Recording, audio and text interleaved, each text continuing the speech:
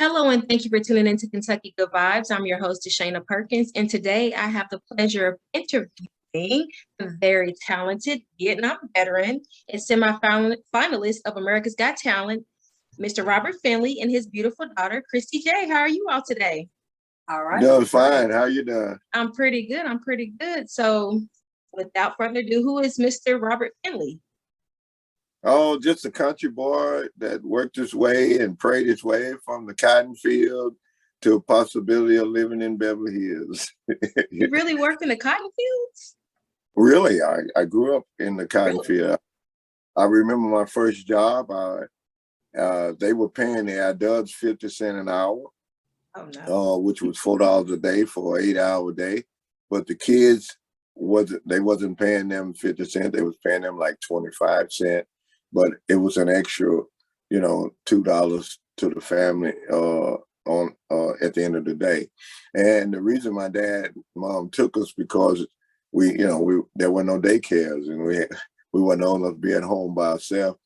But if we could pull up know the difference between cotton and a cucumber, and we could pull up the grass, anything to do in the field, the farmer agreed to pay us 25 cents an hour until we was age of 12. So at the age of 12, you could actually make, and I was like, oh, wow, Jesus at the age of 12, that's all I had to look forward to was getting to be 12 years old. So Okay, I am. Okay. Well, that's good to hear. I like hearing stories of, how people went from then, what they come from, basically. Right, yeah. I mean, but it's on the real deal. We were sharecroppers, and each year there was a promise that next year would be better. But next year we had to plant more, and in order to get more. So I don't know if it ever got any better. We just had a bigger farm every year, And but if I would say the sharecroppers that never got their share, I wouldn't be short stopping, and I wouldn't. The only reason we moved off the farm, I think, is because my older brothers got to be teenagers, and they sit down and talk to my mom and said, we're gonna help Daddy get the crop out the field this year, but sharecroppers is not what we want to be. And so they told my mom that this was the last year that they was going to actually help Daddy farm. And so that's when he decided he couldn't do it all by himself. We moved off the farm. But we still had, he had the mule, and he let his friend kept the mule, and he would still go out and plow the mules and stuff. But my dad was a carpenter, he built most the houses in the neighborhood that looks alike, because they had one blueprint that they actually built too. And him and all the deacons of the church, they tore down the old church and they moved the new church. Then the old church was so big in the country till they had enough lumber left over to actually frame up for him and 5 more deacons to build homes. And they built them all just alike. And so each one helped the other one build a house. So actually the house that I grew up in is still standing. My middle daughter lives in it now, her and my grandson. How old is that house? Well, the house was built out of old material, and I would say the material that it was actually framed up on was over 100 years old. But I'm 67, and I probably was 7 years old when we actually moved into the house. So it was an old church that was tore down that actually built the house. And once I went to the military and came back, I actually made an addition to the house, which were, the first indoor bathtub and stuff. But my dad did put in an inside bath of inside toilet, as we would call it back in those days, but it wasn't a face boat or wasn't a face boat or a bathtub. It was just a commode, and that was the first time we actually had an in-the-house facility. Right. I'm sure that was exciting. Yeah, having to go outside versus we don't got to get up and go outdoors in the middle of the night. That was a great improvement.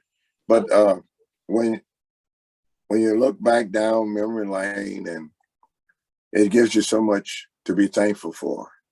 And the reason why I scratched so hard from the cotton field of Beverly Hills, because it was actually from the Louisiana woods to Hollywood, the deep woods to Hollywood. I've been everywhere that I ever dreamed of going, in places I never imagined that I would ever be. But at the same time, the best feeling is when I really get to go back to my roots. And to say I left walking, or I left on a Greyhound, or however I left, it's up to me how I want to go back. I probably could go back in a jet if they had somewhere to land, but right now we don't have a landing script. So, but to be honest, the reason why I stress so hard about it, because it gives everybody hope. And the message that I tried to give is hope is better than dope.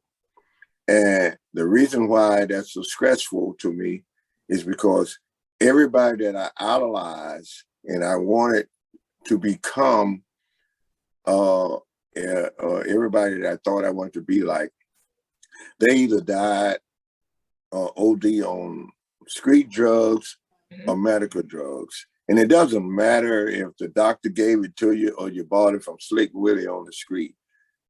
Dope is dope. And the only thing that I'm grateful for is my parents grew me up with hope. And that's why I wrote this song, All My Hope is in Jesus. Every one of my blues albums have gospel on them. I don't know if anybody really paid any attention to that, but I never released a gospel album I never released a blues album without some gospel involved. And the purpose for that is you get the world's attention, and then you can talk to the world. But even a preacher can't preach if the congregation's not there. So once I get the world's attention, then I can tell them where I really come from. But 6 years ago, 5 years ago, nobody gave a heck who I was or where I come from. But I had enough hope to hold on to my childhood dream. And just when most people retire at 65, that's when I really came alive. And I would have still been crawling on top of houses or under houses or whatever I had to do to make a living, if the good Lord had not allowed me to lose a portion of my sight. And when you lose something, there has to be a reason for it. If I had not lost my sight, I would have not been living my dream. And so I had my little pity party. And then when I realized that my friends, they came to all my courageous party, all my barbecues. When I had my pity party, nobody showed up but me. And then that's when I looked in the mirror and came to the reality that life goes on. And I made myself a promise that I refuse to quit living before I die. So I get exactly what you're saying when you said, when everything's going good, everybody's around. But then when times is hard or something's going on with you, health-wise or whatever, everybody just disappears. Yeah, even if you're sick, I've been in automobile accidents. Well, back in 1976, I was in an automobile accident. I broke several bones. I punched my lungs, broke ribs that punched my lung. Doctor said I never walk again. I broke my legs and I was in a wheelchair. But I could reach back to that childhood experience. And I remember my mom and dad was always highly religious, and they gave me hope for things that would seem impossible.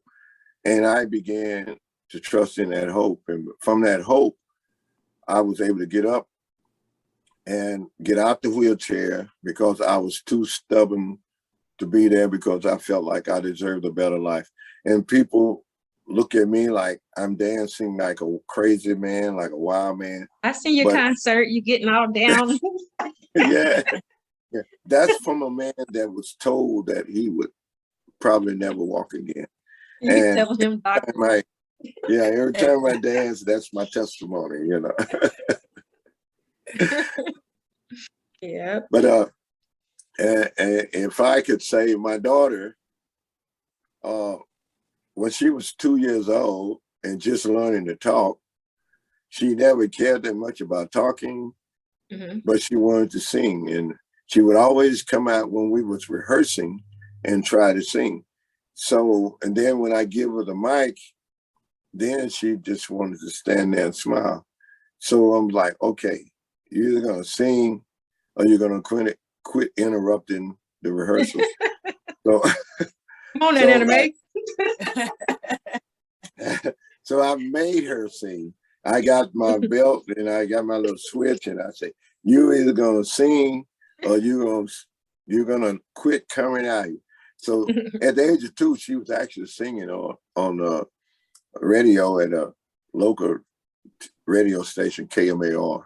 Okay. And we had organized. Well, I started playing for the gospel. The Harmony Five. It was a gospel quartet group called the Harmony Five. And between them and a group called the Gospel Bells, all the local gospel groups, I played for them at one time or another. But my mom was a member of the Harmony Five, and you know how it is. Mom got influence that I wind up going full time for the Harmony Five. And then they had kids that loved to sing, and the parents were singing, and they would always make the kids go to the room when we were rehearsing. And one night I said, let's don't do that. Let's just see what they can do. And so we brought the kids out, and the kids were singing, and they were on key. So we decided to call it Brother Findley and the Gospel Sisters. And that's how that group got started. And my daughter's mother were a member of that group. And actually, she was the second oldest in that group. And we wind up getting into a relationship and getting married and having 2 more lovely daughters. She's like, ta-da. And so then that's when I started making her sing. And I was like, either she's gonna sing or she's gonna quit interrupting the rehearsal. So we had our local show called Brother Findley and the Gospel Sisters. And people would call in and make requests, and it was a big deal because we had sponsors, and we made up the commercials and everything for the sponsors. Didn't realize that it was worth a lot of money to be doing the commercials. We were just doing it simply because we had an opportunity to do it. I remember there was a place called Grab It that had, it was a gas station, a convenience store with a laundromat next door. And we did a commercial, you know, you can grab anything you need at Grab It store. And you can even do your laundry right next door, you know. and I was just making up stuff, but they paid for our radio time. Okay. And so actually, I'm thinking about actually going back to KMAR just for historical reasons to go back and do some of the things, because this, like I say, this is where my childhood dream began, in my hometown. And believe it or not, I did my kind of like my homework, and I got to witness something just yesterday.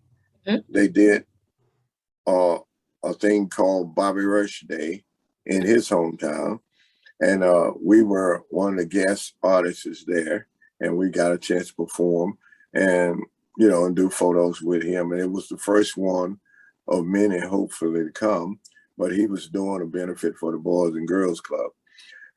But prior to that, I had already been, and I didn't realize that it was the first one for him, but I had already been acknowledged in my hometown in Winsboro, Louisiana. They acknowledged me as a Robert Findley Fun Day. And it was a thing about violence, put down the gun, pick up the book, and it was really, it went off super well. And we were not able to do it for the next 2 years simply because of the pandemic, and it wasn't safe. I mean, the world was ready for it. The people were ready for it.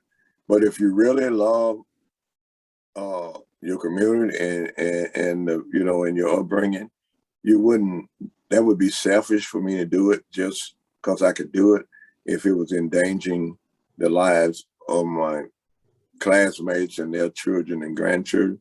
So it was canceled for 2 years. Hopefully this year we will renew it and we will make it happen. But the thing is, most people are only recognized as a day is after they're deceased. So for me to have Winsboro to give me a day as an honoree and I'm alive to smell my flowers, and then the little town I live in, Bernice, Louisiana, they put on a similar act. So they gave me the keys to both cities, and the keys really don't fit no locks, but for a community to come together and give you the key fit their hearts. And so it's a way of saying we love you and we thank you. So to be appreciated before you decease. I mean, even Martin Luther King it wasn't a Martin Luther King Day until there was no longer Martin Luther King. And I know he did well greater things than I've done. But all I did was try to stay real, try to stay focused. And I tell my kids all the time and my grandkids, as long as I wake up every morning and I can put the same hat on my head, then my head didn't swell overnight. And so you got to stay humble and you got to stay focused in order for your dream to really come true. Okay. Yeah. When I had seen you all show at the Lyric Theater, I seen that Christy was very much into helping you on stage and, assisting you. Like, she's a great support system for you. Like, as daddy's girl, I could tell. I'm the same way with my daddy. Hey, only thing is, she's great. I thank God for her. I thank God for everything she do, because she kind of like put her career on the back line, because she went to school to be, a professional hairdresser. She was over several, I don't know if it's cool to say this if it ain't edited out, but she was over 15, 16 Walmart stores over there, hairdressing department. And so she was over the whole area. And for her to put that on hold to help me follow my dream, then I feel like it's so important to me that I let the world know how, the sacrifice that she made. But at the same time, it could be a shortcut to the top because she don't have to go through the struggle that I went through to get the world to listen to what she has to say. She has a beautiful voice, and she's a beautiful young lady, and she just deserves a chance to express herself. And just like with Dan Albach and the Black Keys, when I was on tour with them, he pulled me out in the middle of the set and called me out as a special guest. And so, always he give me the ball, I just had to take it and run with it. So that's why we were so concerned about telling people to take it when you can get it and get it while you can. That's the whole thing. The meaning of that song is when opportunity knock, opportunity don't have to wait on you. You wait on opportunity. And when opportunity comes, you don't save nothing, don't hold back on nothing. Do your best the first time, because your first time could possibly be your last time. Yeah, well, you were watching you all show, and then I had seen another show the next day with Claudette King. Like that was very inspiring to me. And so I've been wanting to sing for years and get myself out there. And of course, I recorded music in the past, but I never really pushed it. But then I joined a band last week. Oh, wow. All right. So you all inspired me. So I'm gonna give y'all shout outs when I get up on stage. Shout out to, Robert Findley. That's awesome. That was That's very awesome. inspiring. Hey, I was telling some people about how much you all show inspire me, because to be honest, I never been to a blues show until I came to you all's. That was my first really? time. Yeah, that was my first time. Can I say this for the blues? A lot of people think that the blues is always got to be depressing or sad or sorrow. The blues it's really reality. If you're not life ready, story. If you're not ready for the blues, you're not ready for the truth. Yeah. And that's why I push so hard the message: hope is better than dope. Mm-hmm. If we take Elvis Presley, Michael Jackson, Prince, on and on down the line, drugs took them out of our lives. Whether it was prescription or from the street, drugs took them out. And I tell everybody that gets involved with me that if I get too tired to do the next show, if I get tired, I'll let you know in time for you to cancel. Otherwise, I'm not taking no uppers to stay woke. I'm not taking no downers to go to sleep. When I get sleepy, I'm going to lay my body down, take my boots off, and I'm going to sleep. Whether it's night or day, or, doesn't matter. But I'm going to sleep when I get sleepy. And when I'm awake, I'm awake. It doesn't matter whether it's day or night. So I preach the message that hope is better than dope. And if people could just get a taste of hope, then they wouldn't need the dope. I'm 67 years old. I don't take an aspirin. They say an aspirin a day keep the doctor away, but even aspirin got side effects. I rather deal with the problem that I'm dealing with than to try to take a cure for it that could cost 7 or 8 more. And if you listen to most commercials, they tell you it's a cure for this, or it makes that happen, is the best thing you could do for this. And then they go to talking real fast. It could cause this, it could cause that, could cause sudden death. I pay attention to that all the time. I don't even want Pay attention to the commercial, you know what I'm saying? So if I got a headache, I shut my eyes, I meditate, and I resolve the headache. I don't take an aspirin a day. Now I'm not doing a commercial, but I will take a shot of brandy, because that works. If an aspirin is a blood thinner, so is brandy.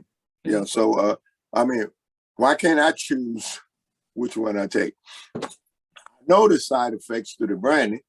Too much of anything ain't good for nobody. Mm-hmm.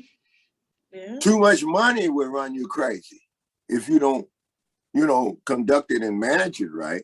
And people ask me, say, why are you 65 years old before you even recognize in a worldwide? I'm like, okay, it's a simple reason for that. Everything happens for a reason.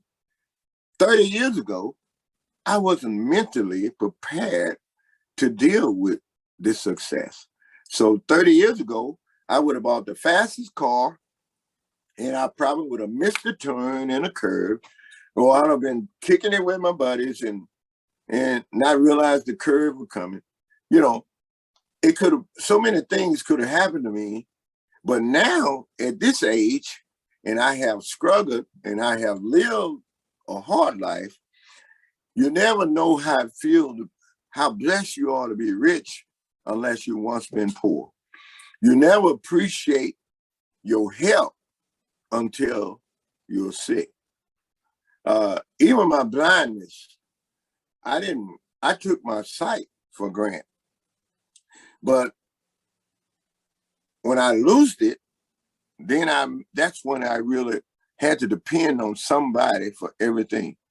And through prayer and through grace of God, I got partially on my sight back. I'm not saying I have it all back, but in one eye, I can see everything. In the other eye, everything is blurred. So just thanking God for half of my sight back, because if he hadn't given me half back, I wouldn't know how beautiful you are. You hit me. You see her hit me. That's parents abuse.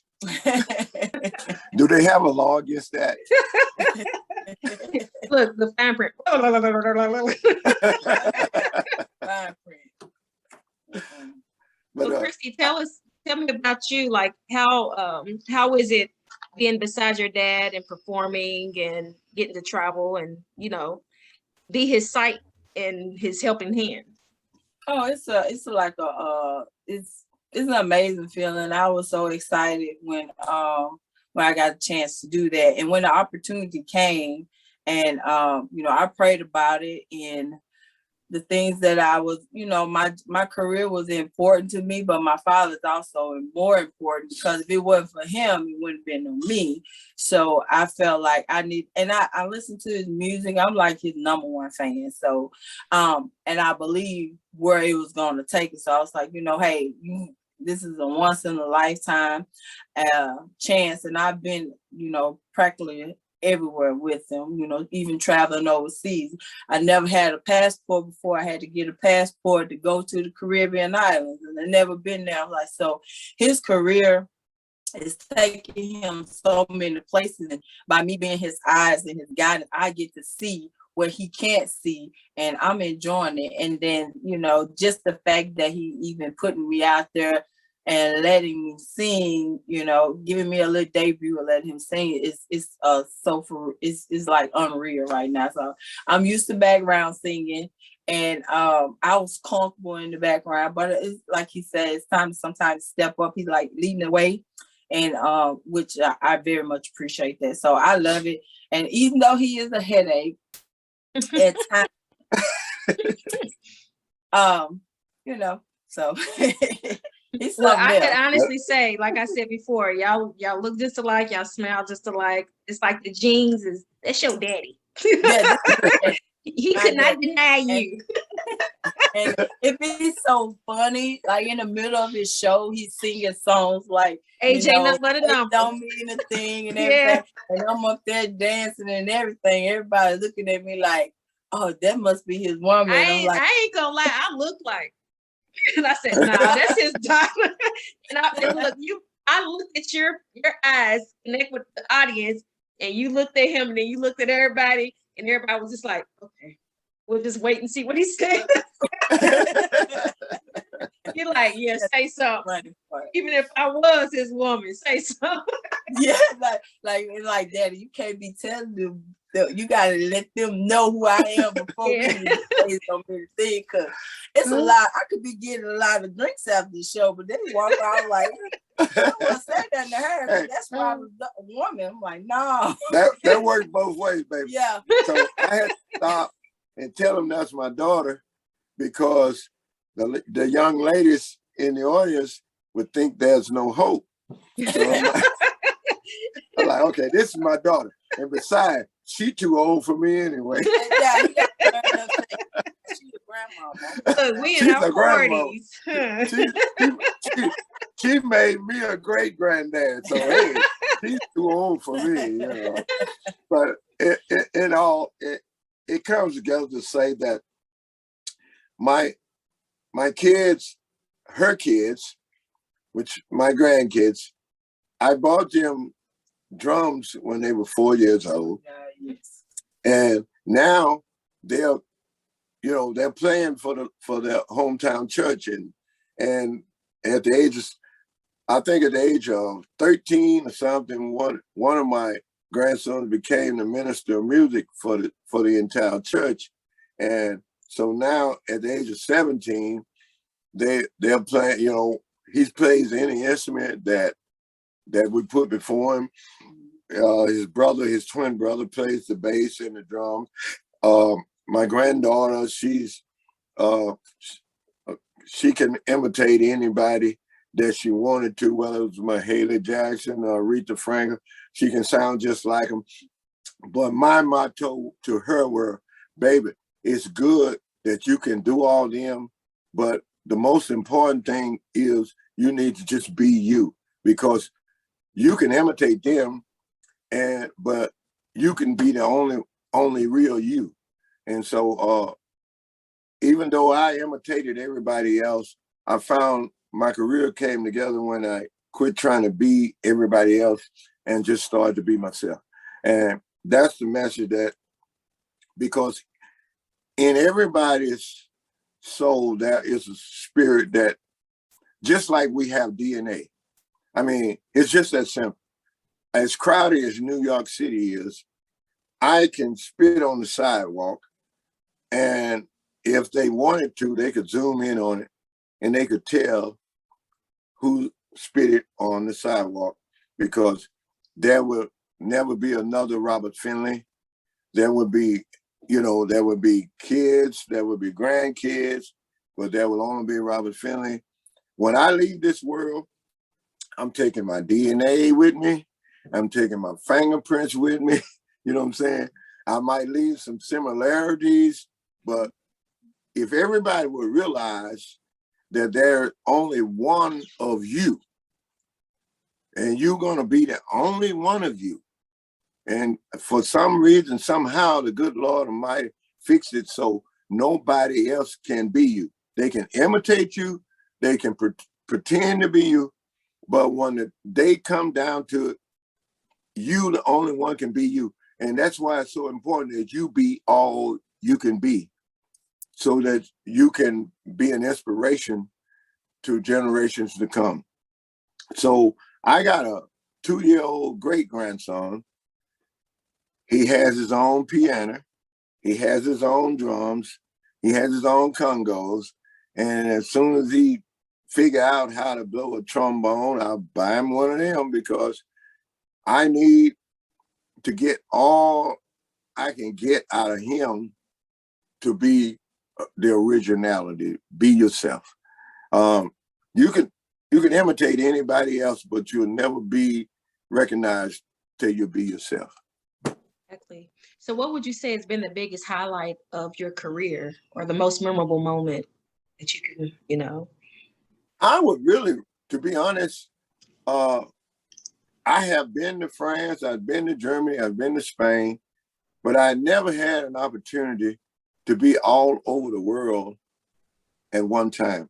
So I would have to say America Got Talent was my opportunity to be known, not just, because before then, you had to go to where you was seen at, and I had to be there. But I mean, I had some great shows in France, I had some great shows in Germany, but I had to go to those places.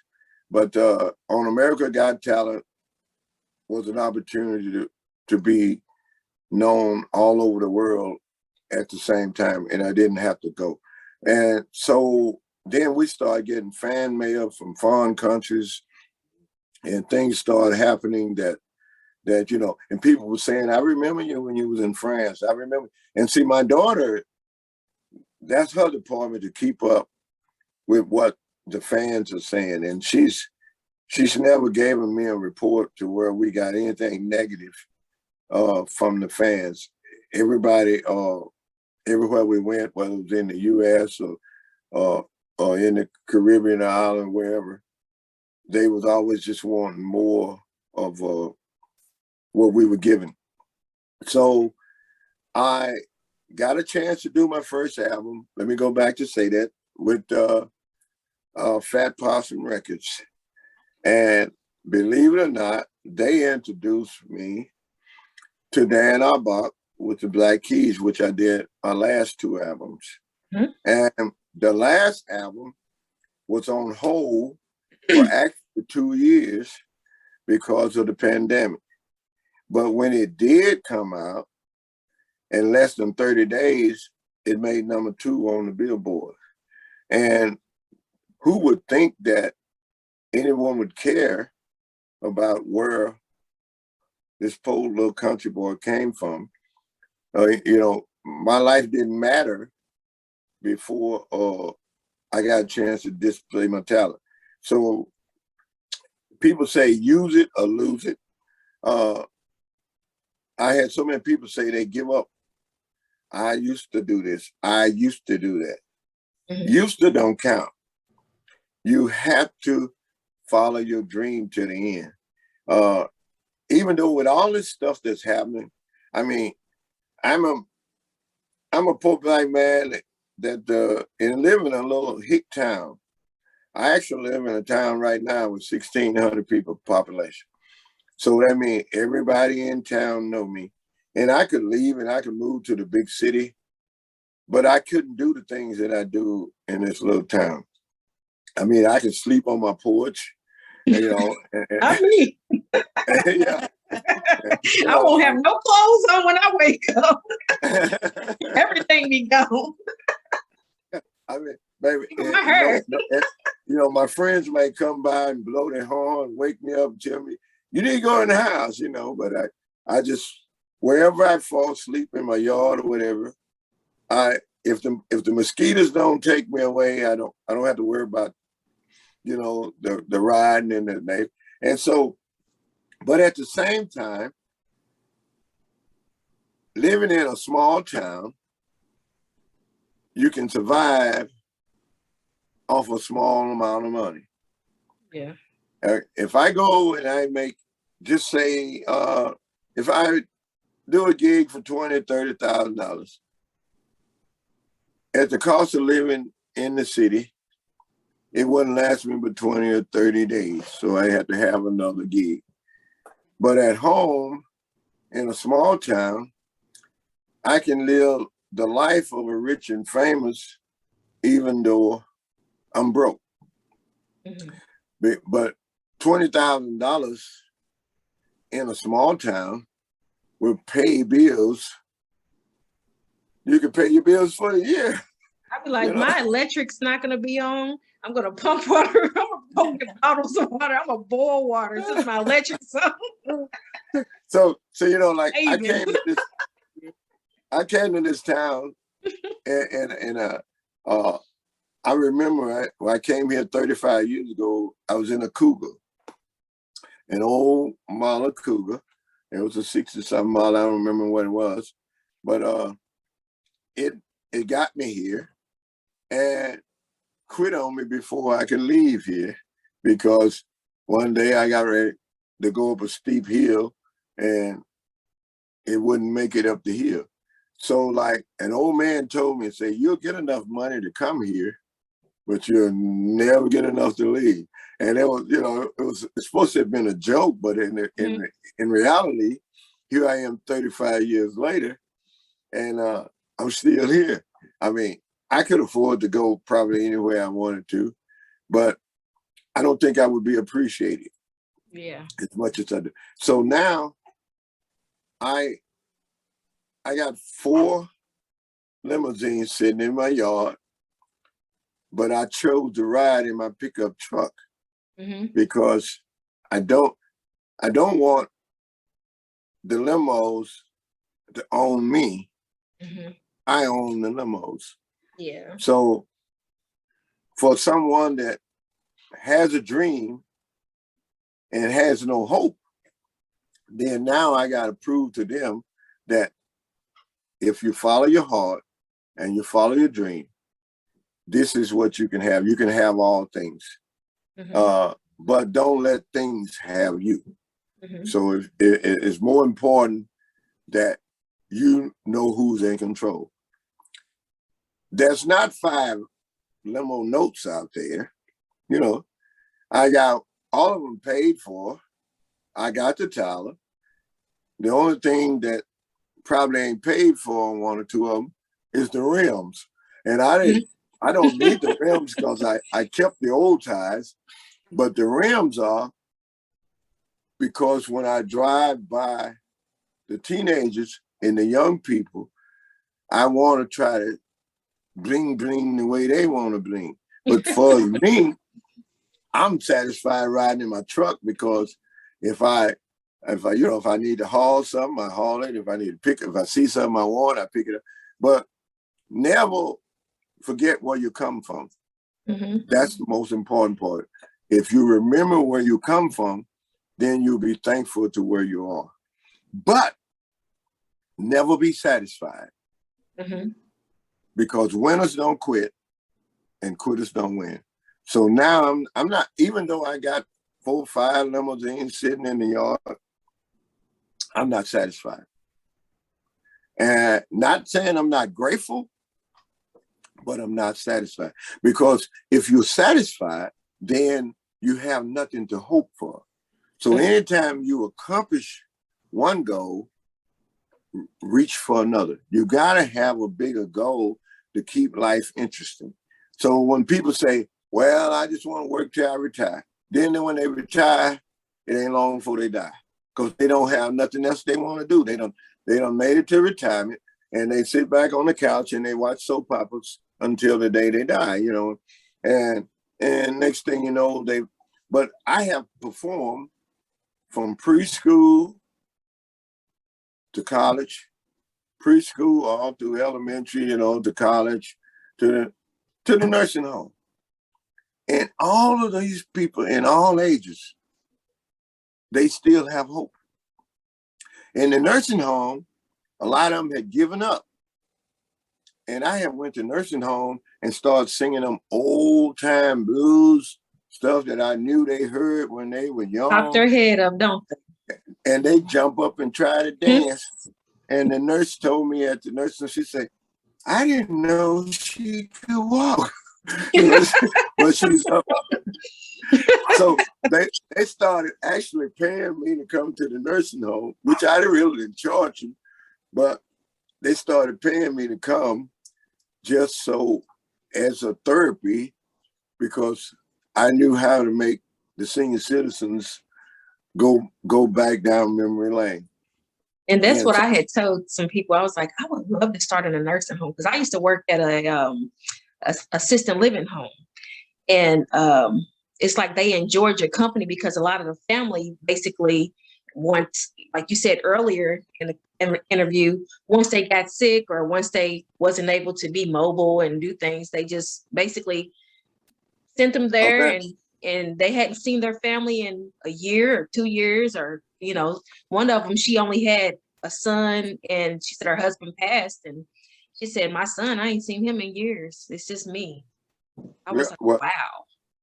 And, you know, the thing is, I've experienced it because I've been there. I was in a wheelchair. And this was even before I met my daughter's mom and before my daughters was born. I had already been through the wheelchairs and already had been to you know, I could have admitted myself into a veterans home, and so many things I could have did to give up. But for some reason, that wasn't good enough for me. So I decided, hey, I made up my mind. I'm not dead yet. Kaboom. My daughter bought me a rocking chair. I said, baby, you take that back, get your money back, unless you ready to rock. Because Daddy rocking and rolling. It's not time for no rocking chair. I don't let no grass go around my feet.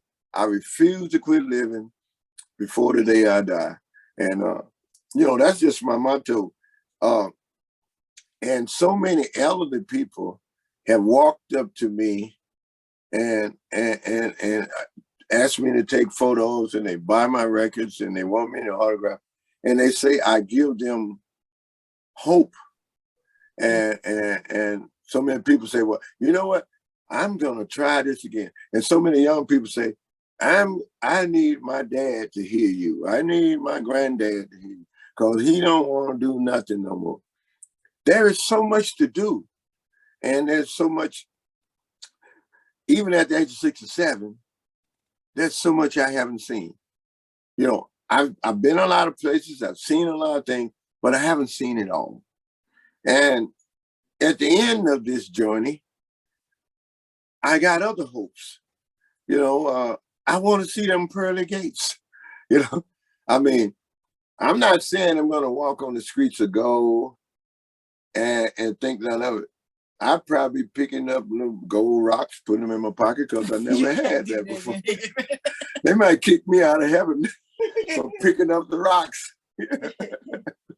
Or pulling the pearls off the gate, But I know one thing, I'm not gonna try to get to heaven. Yeah. And how they say I want to get to heaven, I want to sit down and rest. Oh man, I'm gonna be all over the place. I don't plan on getting to heaven and say, this is my little spot over here. I want to see what's over there too. I'm gonna be all over the place. Life ain't over. Mm-hmm. Even after death, life is not over. So it's just determine what kind of goals you set, and how many crowns that you get when you get, I didn't really, I'm gonna tell you the truth. Nobody don't believe this. And I told my sisters and brothers this. I even told my mother this. I remember being born, and I remember my mama trying her best to give birth to me, the doctor pulling on me. And I was satisfied where I was at. And I was trying to stay there as long as I could. My mom said, I tore all the sides out.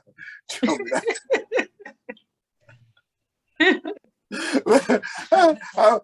I tell you this? Look, it took me 9 months to get out of there. Didn't want to come out. Mm-hmm. But when I got old enough to figure out where I come from, then I start trying to figure out how to get back in. So now you're 9 months getting out of here, and the rest of your life trying to get back in. And most men will do that. They're trying to go back where they come from. But I hope that's. My 3-year-old said something like that a couple of weeks ago. She got mad at me. She said, I want to go back in your stomach. I was like, no, you're not. If you knew what I've been through, heck to the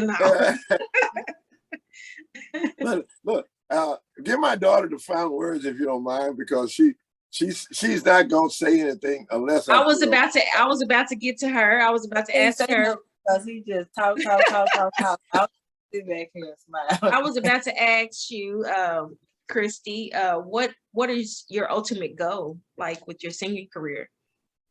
My ultimate goal is to just be heard, just get out there in the mainstream. And like I say, with the tools right now that my dad has going on, it's enabling me to get out there. One of my highlights doing it all is the last, well, I had 2.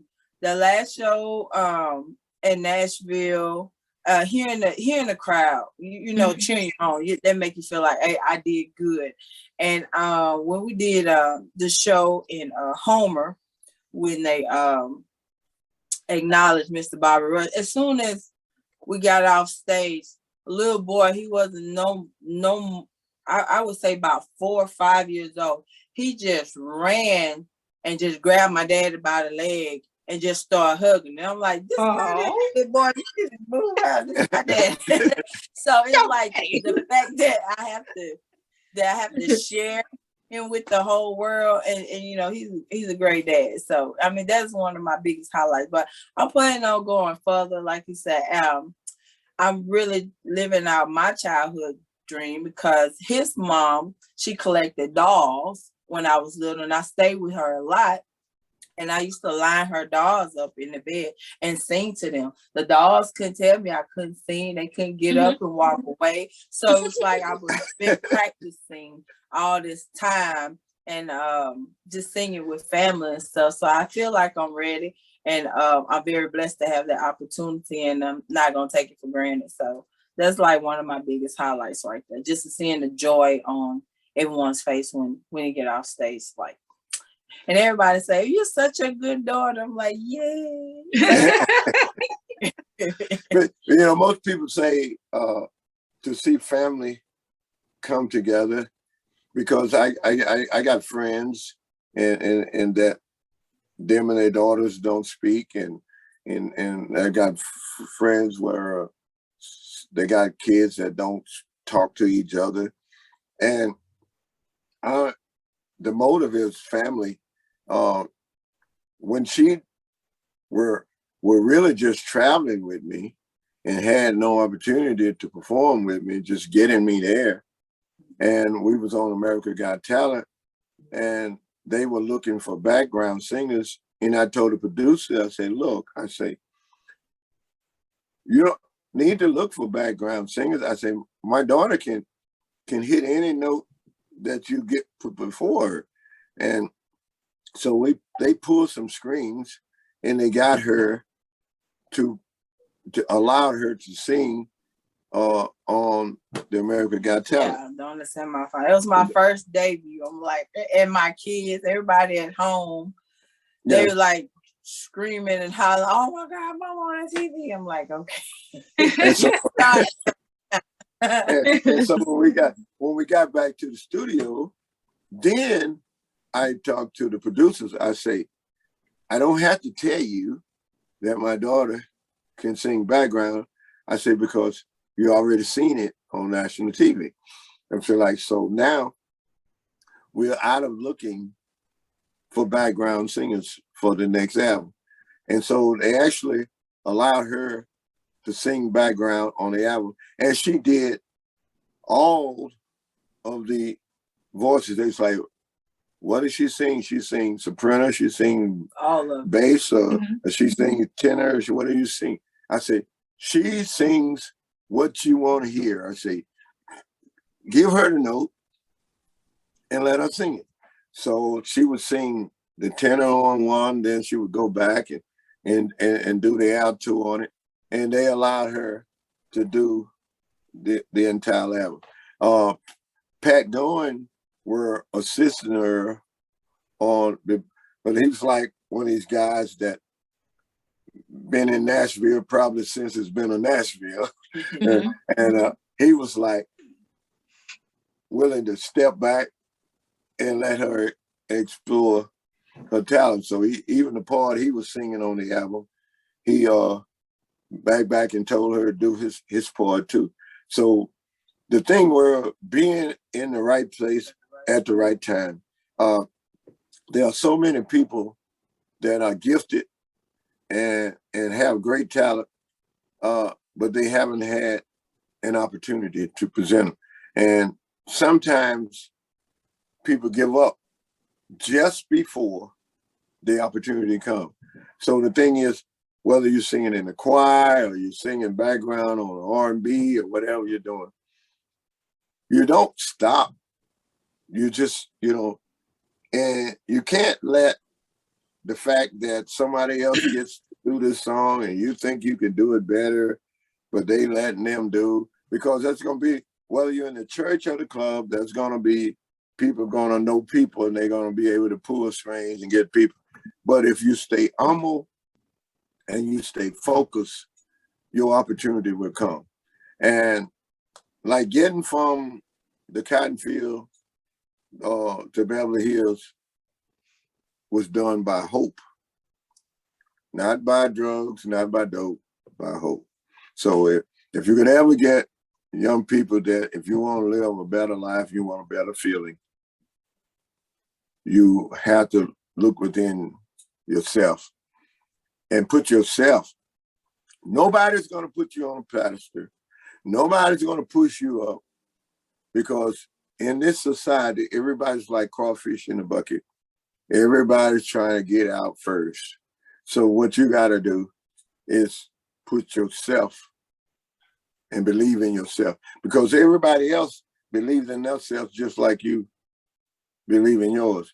But it's those that indulge to the end that success. And this is not nowhere near the end. This is just a new beginning. It's just getting started. And we're just getting ready to rock. Okay. Well, I appreciate you all.